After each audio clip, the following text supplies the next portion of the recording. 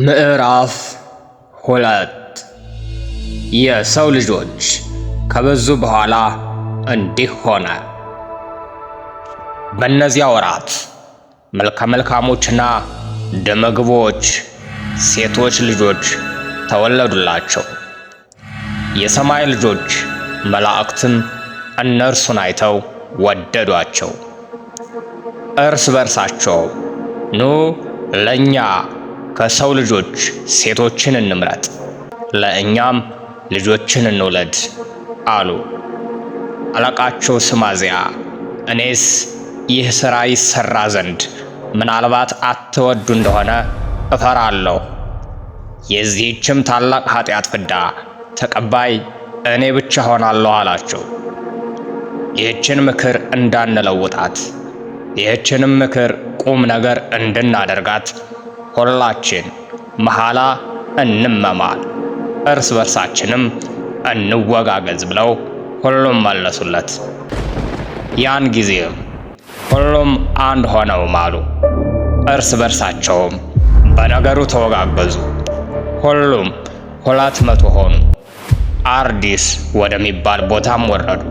ይኸውም የኤርሞን ተራራ ራስ ነው። እርስ በርሳቸውም ተወጋግዘው ምለውበታልና የኤርሞን ተራራ ብለው ጠሩት።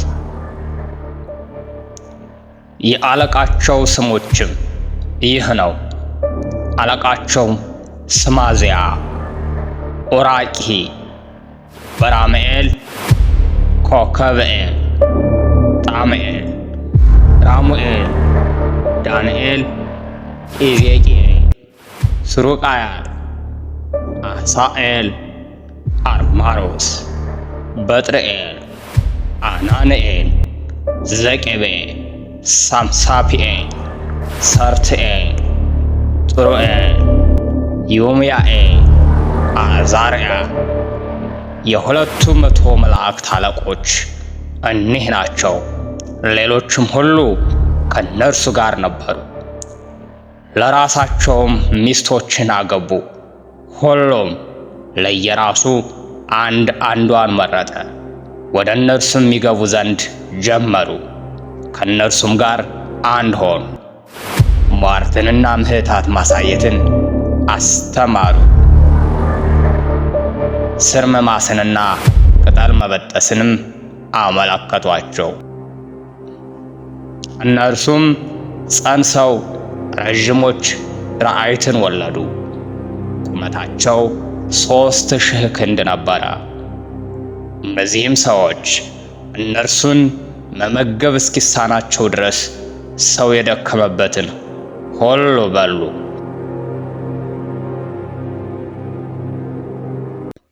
ራእይትም ሰዎችን ይበሏቸው ዘንድ ተመለሱባቸው። በወፎችና በአራዊት በሚንቀሳቀሱና በአሳዎቹም ይበድሉ ዘንድ ጀመሩ።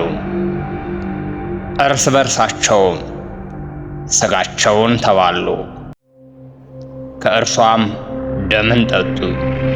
ያን ጊዜ ምድር አመፀኞችን ከሰሰቻቸው። አዛዝኤልም ለሰዎች ሰይፍና ሾተልን፣ ጋሻና ጥሩር መስራትን አስተማራቸው። ከእነርሱም በታች ላሉት አምባሮችን፣ ጌጥን፣ ዓይን መኳልንና ቅንድብ መሸለልን ከተመረጠና ከከበረ ከዕንቁም ሁሉ በከበረውና በተመረጠው ዕንቁ ማጌጥን፣ እንሶስላ መሞቅን ሁሉ የዓለሙን ለውጥ አሳያቸው። ታላቅ ዝንጋኤና ብዙ ዝሙትም ተደረገ። ሳቱ፣ አመነዘሩ፣ መንገዳቸውም ሁሉ ጠፋ። አሚዛራክ ምሕታት ማሳየትን፣ ስር መማስን ሁሉ አስተማራቸው። አርማሮስም ጋኔን መሳብን አስተማረ። በራቅኤልም ኮከብ መቁጠርን አስተማረ። ኮከብኤልም ምልክት ማሳየትን አስተማረ። ጥሙኤልም ኮከብ መቁጠርን አስተማረ። አስራዴልም የጨረቃን አካሄድ አስተማረ። በሰዎች ጥፋት ሰዎች ጮኹ፣ ቃላቸውም ወደ ሰማይ ደረሰ።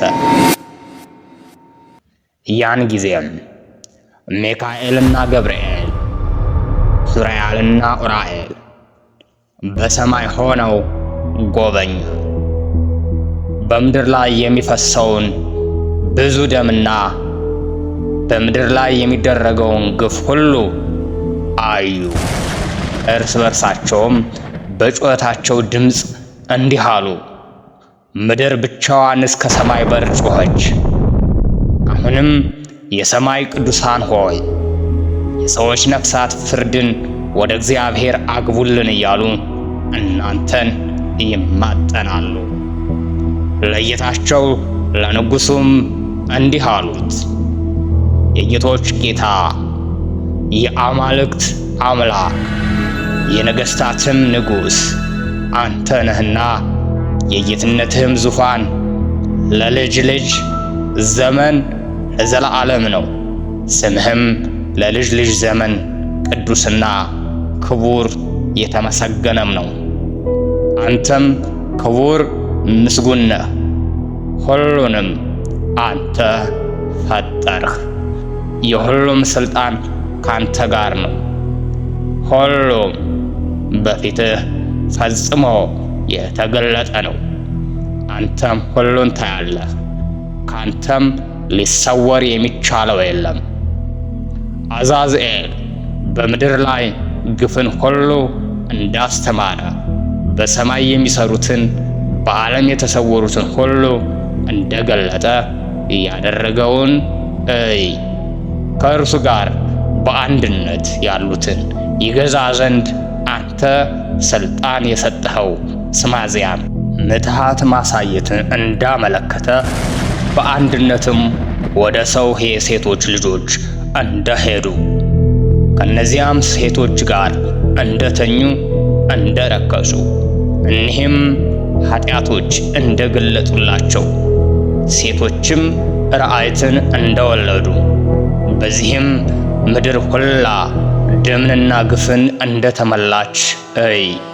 አሁንም እነሆ የሞቱት ሰዎች ነፍሳት ይጮኻሉ፣ እስከ ሰማይ ደጅም ድረስ ይከሳሉ። ጩኸታቸውም ወጣ። በምድር ላይ ከሚሠራው ዓመፅ ፊትም መውጣት አይችሉም። አንተም ሳይሆን ሁሉን ታውቀዋለህ። ይህንንና የእነርሱንም አንተ ታውቀዋለህ። የምትነግረንም ነገር የለም። ስለዚህም ምን እናደርጋቸው ዘንድ ይገባል?